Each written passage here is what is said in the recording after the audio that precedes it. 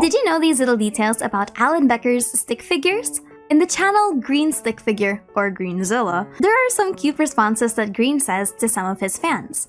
For example, when asked about Orange sleeping on the floor bed, Green corrects them by saying that, ironically, Orange usually takes one of our beds, so we end up switching off using the floor bed. Some of Green's favorite songs include Something About Us by Daft Punk and I Feel It Coming by The Weeknd. Green also says that if Blue was interested, he'd be down to having a cooking video with him, saying that, yeah, I'll see what he thinks.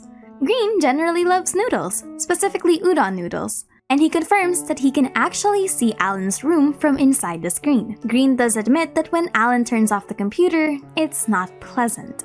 Green's favorite instrument is the timpani drum, but he admits that the piano is versatile. Green talks about Blue's netherwart addiction as something we've mostly come to terms with, skull emoji. Green also admits that while they're a pretty tight-knit group, he's pretty close with Orange. Also, he's a dog person. Did you know these little details about Alan Becker's stick figures? Green answers a bunch of questions in his Q&A video on his official channel, and here are just some cool details on that. When asked about Orange's sleeping habits, Green admits that he might just need his beauty sleep. So Orange sleeps like an extra 2 hours compared to all of them. When asked to describe the other 4, Green says that Red is the most exciting to hang out with, Blue is the most chill, Yellow is the most productive, and Orange is the most sincere, which is something that I find very wholesome.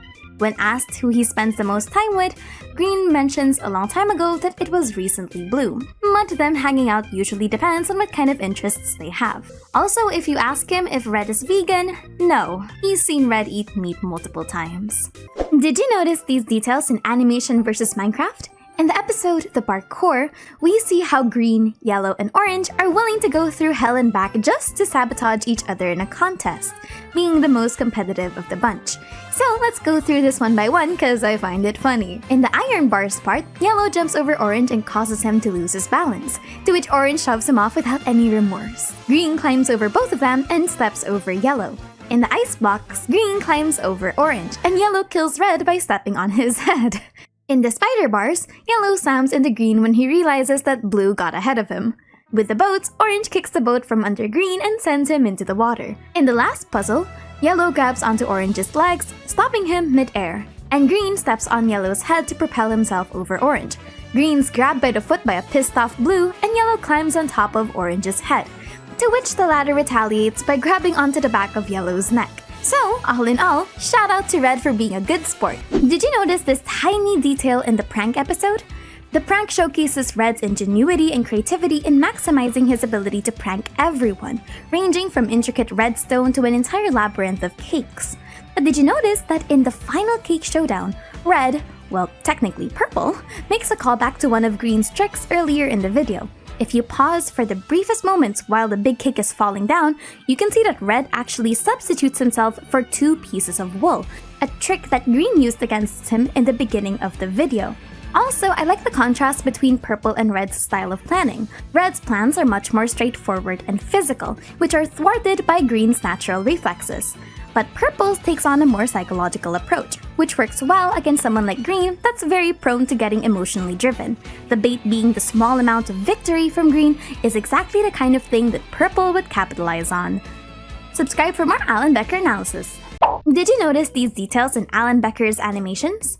I like seeing how the 6 react to Green's sudden drop into infamy, but also how all of them react to this entire thing, which is ironic because Red is the one that actually introduced the idea of posting it on YouTube. Red was also the one that suggested to add all of the funky effects, something that Green overuses in the future. But when Green gets carried away and starts vlogging, Red's visibly disapproving. He crosses his arms when Green's doing his vlogging spiel, and you can tell that he's pretty tired with this whole arrangement. He's also the first one that leaves when Green starts his entire YouTube outro. But when all is said and done, he's the one that makes sure that the big video mess doesn't do anything to Green's channel and signs him out, showing that even though Green was an ass and Red doesn't like what Green's doing, Red still understands how much the channel means to him. And no matter how much he might disagree, Red will still protect his friend's happiness. Alan Becker's animations are mostly silent, but do they have canonical voices? Short answer, technically yes. In universe, they can understand each other. Out of universe, also yes. Let's start with the ones that we've technically heard. First is the most obvious one. Orange, or in AvA, the second coming. He's the one that's able to directly communicate through text boxes. The next one we've heard actively are Purple and Green in the episode The Note Block Universe. Purple's quote-unquote singing voice is a violin, while Green's singing voice is a clarinet. We see this again when Green tries to teach Orange how to sing, much to his detriment. But we actually also hear them slightly coughing at times, which is adorable. Specifically, Blue. When Orange burns down his chicken, you can hear Blue coughing from the smoke, and he coughs like how a kitten sneezes.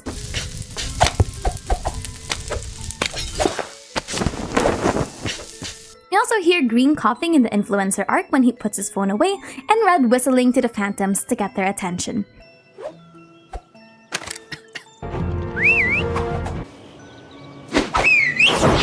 Subscribe for more Alan Becker lore bits. I mean it when I literally say that red, green, blue, and yellow aren't your average. I mean it when I say that red, green, blue, and yellow aren't your average stickmen.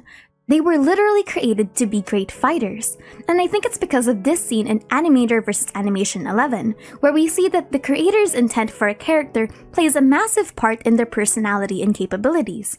Some characters are just made to be funny gags. Some are meant to be strong and mysterious, while others are meant to be normal citizens. But green, yellow, blue, and red were from a stick figure fighting game, so it's no wonder that their combat prowess came so naturally to them. And this kind of also bleeds into how in-universe Alan created his animations. In-universe Alan's story is equally a story of an animator growing up with his animations. Victim was just that, a victim. He came from a time of experimentation and cruelty where the creator just wanted to see how far can he mess with something he didn't perceive as alive. The Chosen One feels more like an anime protagonist and immediately rebels, while the Dark Lord is just that.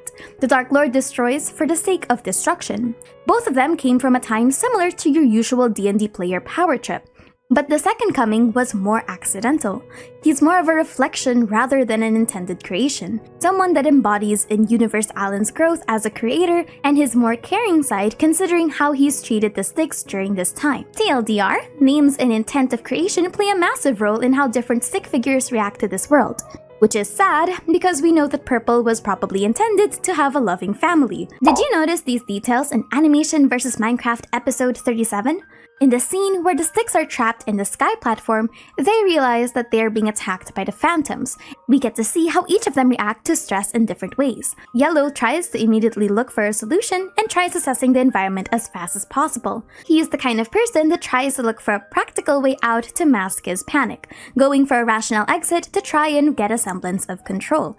Opposite to that is Purple, who pounds on the ground in rage.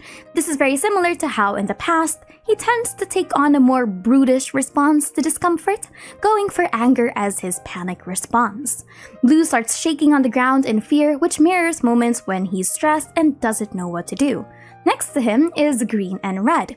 Red tends to have a more "we gotta do something about this" and usually latches onto someone else as an external form of support. Green is straight up exhausted before getting bothered by Red, something that's happened in the past when the group is in unknown situations since he has to act as a de facto leader for the other three, and Orange wallows in the whole ordeal, similar to how he also gets pretty emotionally charged when under distress. Subscribe for more Alan Becker analysis.